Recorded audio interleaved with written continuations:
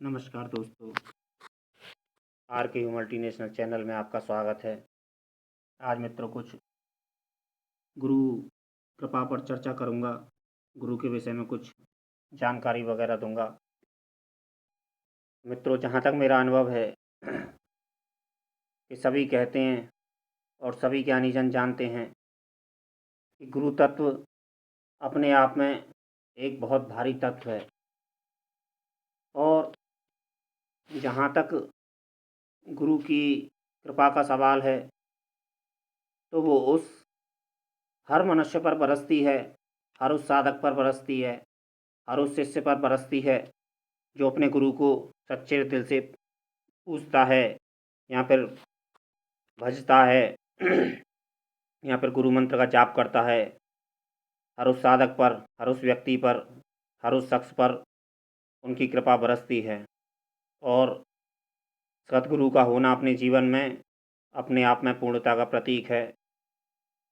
बस शिष्य को सच्चे दिल से उन्हें अपने हृदय में रखना चाहिए और गुरु से अधिक प्रश्न, जटिल कुछ प्रश्नों के, जहाँ तक मेरा संबंध है, जहाँ तक मेरा अनुभव है कि हमें गुरु से बात बात पर प्रश्न नहीं करने चाहिए।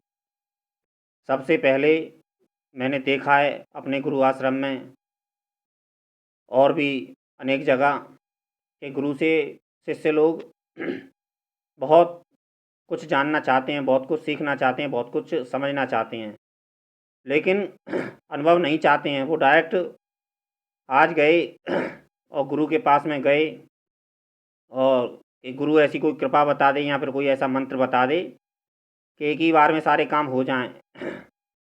बस ये है कि आराम से बैठ के फिर उसका माल खाते रहें या फिर मेवा खाते रहें।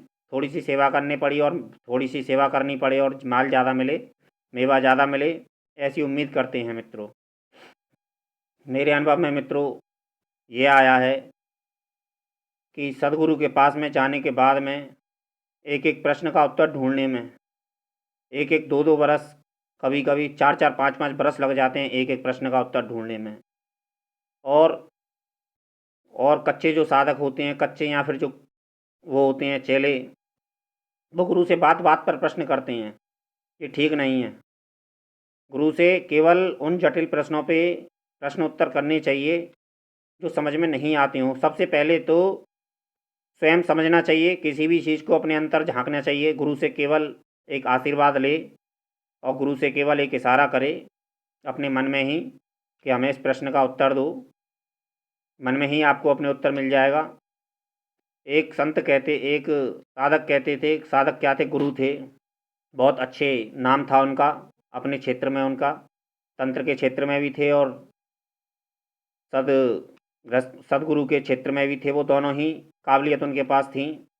तो उन्होंने एक बात कही थी, हमने उनकी कुछ पुस्तकें पढ़ी थी, तो उन्होंने एक बस बहुत गहरी बात कही थी कि व्यक्ति की अपनी समस्याओं का समाधान अगर है तो उसी व्यक्ति के पास में है जिसके पास में ये समस्याएं हैं। वो व्यक्ति स्वयं अपनी समस्याओं का समाधान कर लेगा यदि वो ठीक से जाने, ठीक से सोचे, ठीक से समझे। और जहाँ तक गुरु तत्व की बात है मित्रों, गुरु तत्व पर आगे चर्चा होती रहेगी। गुरु तत्व इतना भारी तत्व है गुरु मित्रों कि मैंने अपने स्वयं जीवन में अपने अनुभव किया है कि जब जब हमने गुरु नाम लेके कोई भी काम छेड़ा है या फिर गुरु नाम लेके कोई भी काम किया है तो असफल कभी नहीं हुआ। और मित्रों एक बार का अनुभव तो इतना गहरा है कि पूछो मत, जिसकी लोग कल्पना नहीं कर सकते। हो सकता है कुछ व्यक्ति झूठ भी समझें, क्योंकि वो समझ सकते हैं, उनकी कोई बात नहीं है, क्योंकि अपना अपना मत है ये तो, क्योंकि किसी से कोई जोर जबरदस्ती नहीं है कि हमारी बात को माने ही माने।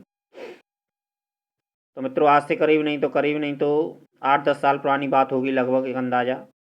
हो सकता है साल 2 साल इधर उधर भी हो सकती है कि सावन भादों के जो बिजली चमकती है, बारिश वगैरह पड़ती है तो बिजली चमकती है। तो मैं उस समय बिजली चमक रही थी, बारिश पड़ रही थी और मैं खुले आसमान के नीचे था, बिजली कड़क रही थी।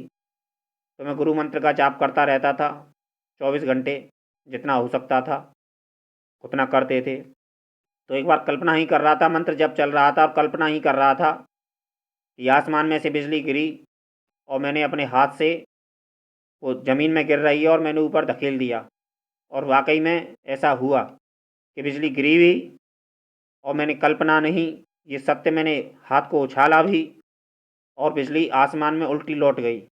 ये मित्रों आपके लिए कल्पना हो सकती है, लेकिन मेरे लिए सत्य घटना है। मेरे लिए, मेरे जीवन में ये घटना घटित हुई है। तो मित्रों, गुरु एक ऐसा तत्व है, बहुत भारी तत्व है, कि जिसकी व्याख्या तो करना संभव नहीं है।